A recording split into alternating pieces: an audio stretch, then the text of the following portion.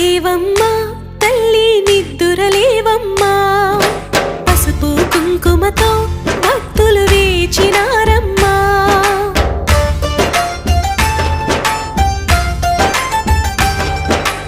నిద్దురలేవమ్మా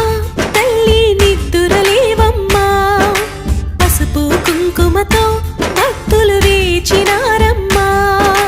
నీవే దిక్కని మహిమలు పెక్కని నీకే మొక్కితే తొలగును చిక్కని భక్తులు కలిపే భక్తిగా పలికిరి శ్రీ మహన